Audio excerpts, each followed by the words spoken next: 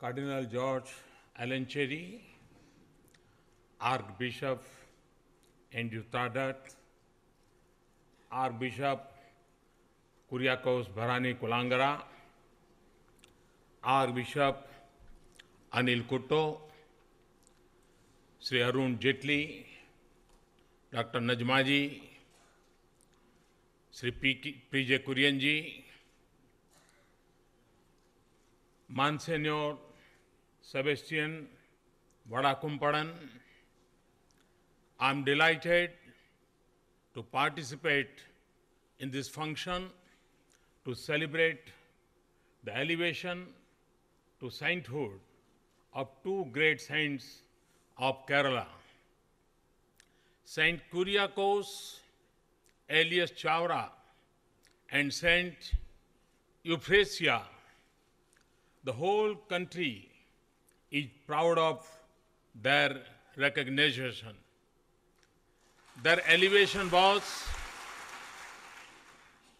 preceded by that of Saint Alphonsa, who also hailed from Kerala. The life and deeds of Saint Chavara and Saint Euphrasia are an inspiration not only to the Christian community but to humanity as a whole. They are shining examples of dedicated to God through selfless service for the betterment of mankind. Saint Chavara was a man of prayer and also a social reformer. In an era when access to education was limited, he stressed that every church should have a school.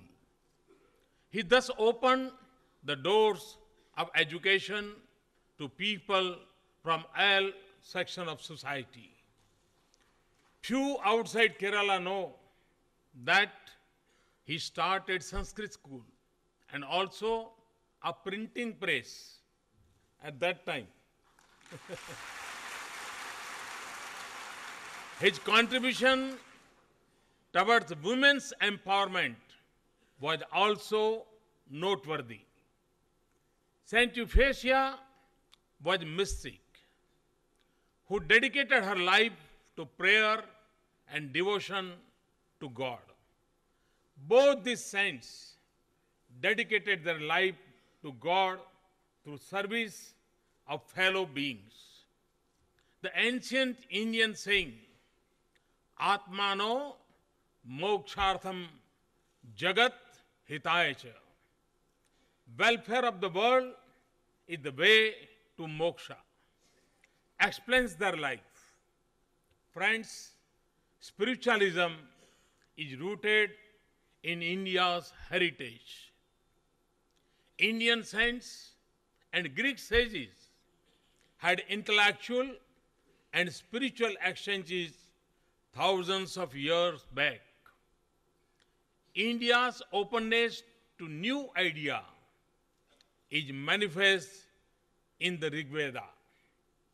Ano bhadraha kritavo yantu vishwataha. Let noble thoughts come to us from all sides. This philosophy has guided our intellectual discourse since time immemorial. Mother India gave birth to many religious and spiritual streams. Some of them have even traveled beyond Indian borders. The tradition of welcoming, respecting, and honoring all faiths is as old as India itself. As Swami Vivekananda said, we believe not only in universal tolerance, but we accept all religions as true. What Swami Vivekananda had said, a century ago holds good and will forever not only for this nation but also for this government. Or, for the matter, any government in India run by any political party. This principle of equal respect and treatment for all faiths has been a part of India's ethos for thousands of years. And that is how it became integral to the Constitution of India. Our Constitution did not evolve in a vacuum. It has roots in the ancient cultural traditions of India. Gurudev Rabindranath Tagore had inspired us to dream of a land where the mind is without fear and the head is held high. It is that heaven of freedom we are duty bound to create and preserve. We believe that there is truth in every religion. Ekam sat vipraha bahudha vadanti. Friends, let me now come to the issue which is central and critical for peace and harmony in the contemporary world. The world is increasingly witnessing division and hostility on religious lines. This has become a matter of global concern. In this context, the ancient Indian play of mutual respect for all faiths is now beginning to manifest in global discourses. This long-felt need and urge for mutually respectful relations led to the Interfaith Conference on Faith in Human Rights at The Hague on 10th December 2008. This was coincidentally also the 60th anniversary of the Universal Declaration of Human Rights by the United Nations.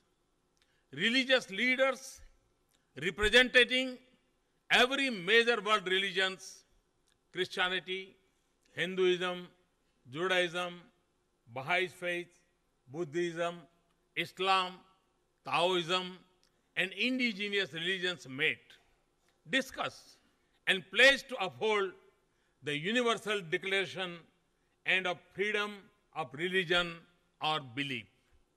In their historic declaration, they define what constitutes freedom of faith and how it is to be safeguarded.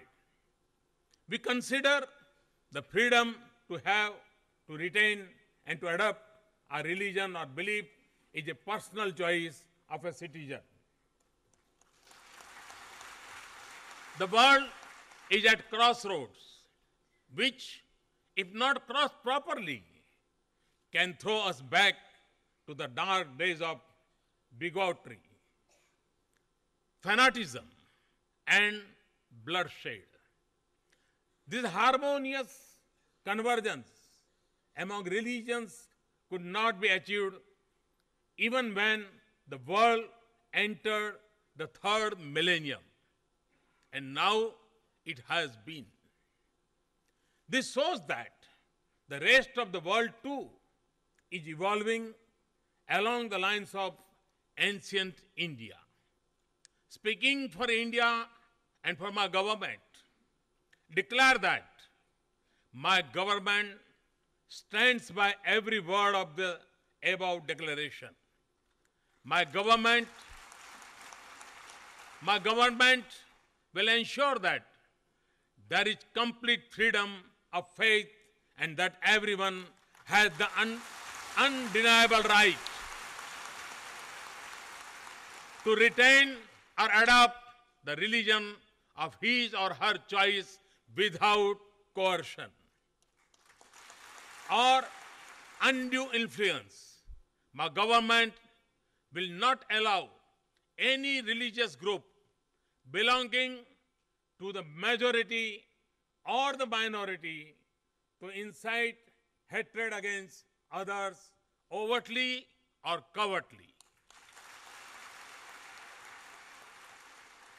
Mine will be a government that gives equal respect to all religions. India is the land of Buddha and Gandhi.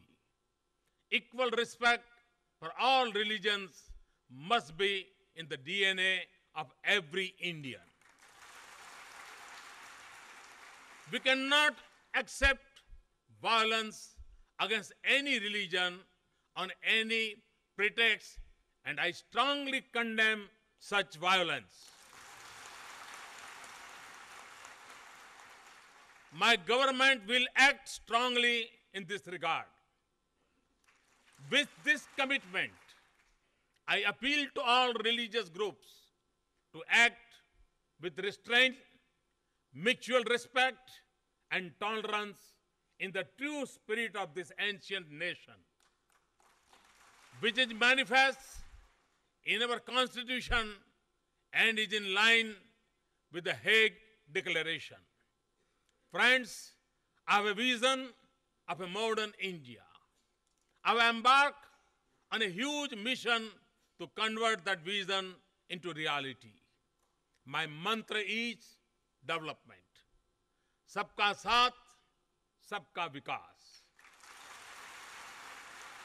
In simple terms, it means food on every table, every child in school, a job for everybody, and a house with toilet and electricity for every family.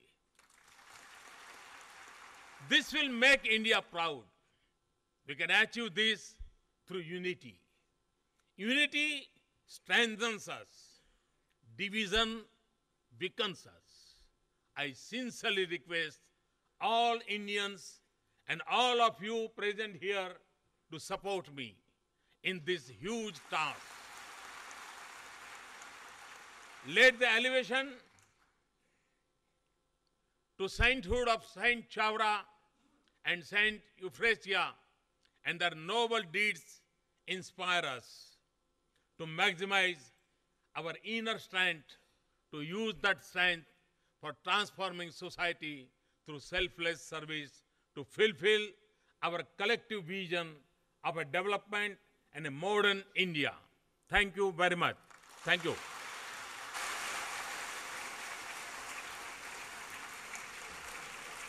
We are very grateful to the Honorable Prime Minister Shri Narendra Modi ji for his gracing this auspicious occasion.